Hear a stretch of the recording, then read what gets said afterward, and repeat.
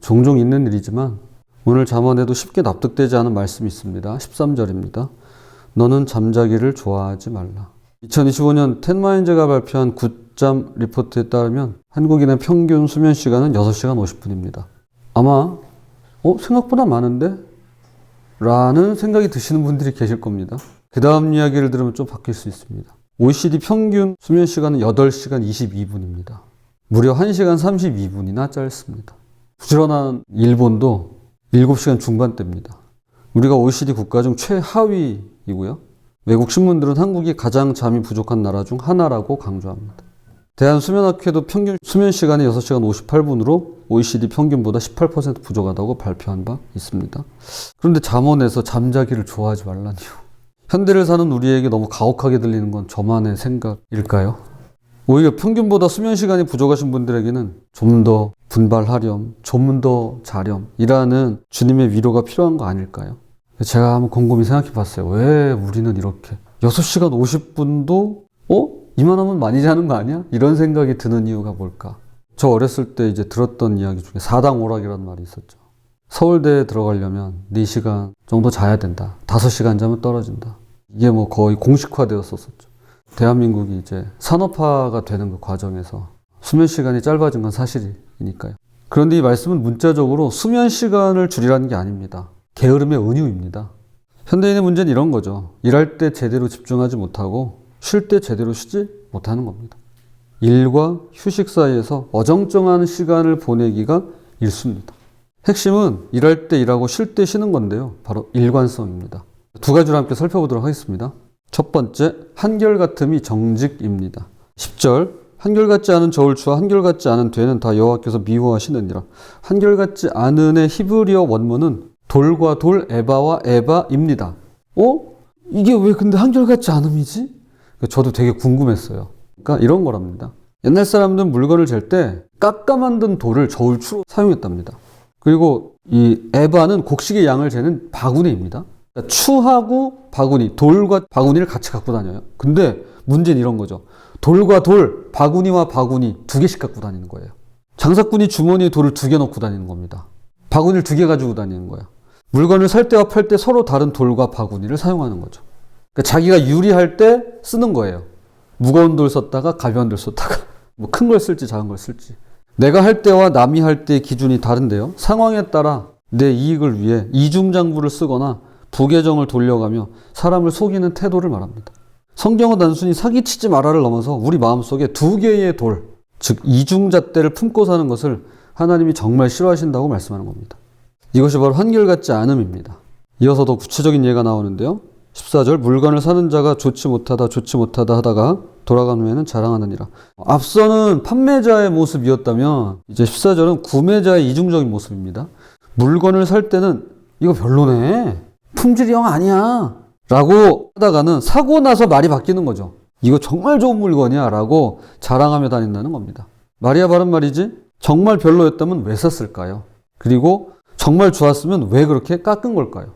저도 그렇고 아마 그런 분들 계실 것 같은데 너무 흔하게 하는 일이라 인지하지 못할 수도 있는데요. 자기 기만입니다. 그래서 말도 안 되게 바가지를 씌우는 경우를 제외하고는 제 생각은 그렇습니다. 제값 주고 사는 게 가장 현명합니다. 제가 이제 교회 공사 이렇게 가끔 가다 할 때 이렇게 보면 그런 걸 느낍니다. 그러니까 제값 주고 하는 게 제일 좋더라고요. 그러니까 구매할 때도 그렇습니다. 그러니까 자꾸 싸게 달라고 그러고 그게 좋은 게 아니더라고요. 그런데 오늘 잠언엔 또 다른 심리가 숨어 있는데요. 매튜 헨리 주석은 이렇게 설명합니다. 구매자는 자기가 좋은 가격에 훌륭한 물건을 샀다고 자랑하고 만약 누군가 그 물건을 깎아내리면 자기 판단력에 대한 모욕이나 비난으로 받아들인다. 저는 이게 이해가 돼요. 아마 이거 이해되시는 분들 계실 겁니다. 내 안목을 인정받고 싶은 거죠. 내가 얼마나 현명하게 샀는지, 얼마나 똑부러지게 처신했는지, 내 눈이 얼마나 높은지, 그러니까 내가 얼마나 가성비 있게 이걸 내가 구매했는지 증명하고 싶은 겁니다. 그래서 물건을 살 때는 깎아내렸지만 일단 사고 나면 내 선택을 정당화하기 위해서 자랑합니다. 이제는 그 물건의 가치가 곧 내 판단력의 가치가 되는 것이죠. 사실 우리 모두 이렇게 합니다. 당연한 일상입니다. 그런데 하나님께서 보시는 건 단순히 협상의 기술이 아니라 상황에 따라 말을 바꾸는 그 한결같지 않음을 보신다는 것입니다. 예수님께서 황금률을 말씀하십니다. 마태복음 7장 12절입니다. 그러므로 무엇이든지 남에게 대접을 받고자 하는 대로 너희도 남을 대접하라. 이것이 율법이요 선지자니라. 이중잣대는 피하고 한결같음으로 소소한 일상들을 채워가는 우리가 되었으면 좋겠습니다. 둘째로 행동이 우리를 드러냅니다. 11절입니다. 비록 아이라도 자기의 동작으로 자기 품행이 청결한 여부와 정직한 여부를 나타내느니라. 비록 아이라도라는 말씀에 무게감이 느껴집니다. 아이들은 아직 위선을 배우지 못했습니다. 가식이 없어요.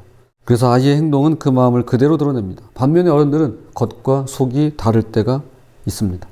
말로는 하나님을 사랑한다고 하지만 행동에는 괴리감이 있고요. 입으로는 이웃을 사랑한다고 하지만 실제로는 무관심할 수 있습니다. 물론 삶이 분주하고 고달픈 이유도 있습니다. 그만한 여유가 없기 때문이죠. 그럼에도 불구하고 행동이 우리를 드러냅니다.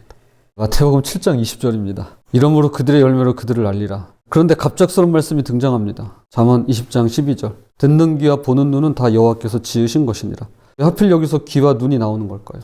우리에게 오감이 있습니다. 시각, 청각, 후각, 촉각 그리고 미각이죠. 물론 여기에 직감 또는 초감각을 더해서 육감을 말하는 경우도 있습니다. 그런데 왜 5가지 감각 중에 하필 귀와 눈만 언급하고 있을까요? BibleReference.com은 이렇게 설명합니다. 창조주께서 인류를 보고 들을 수 있는 능력으로 설계하셨습니다. 우리에게는 지식을 얻을 수 있는 하나 이상의 방법이 주어졌습니다. 따라서 우리는 모든 형태와 모든 수단으로 진리를 추구해야 합니다. 그러니까 일반적으로 귀와 눈이 학습하는 감각이라는 것입니다. 우리가 지식을 얻고 사람을 판단하는 주요 수단이 바로 듣는 것과 보는 것이죠. 11절에서 아이의 행동을 보고 그 성품을 안다고 했습니다. 그럼 어떻게 알 수 있을까요?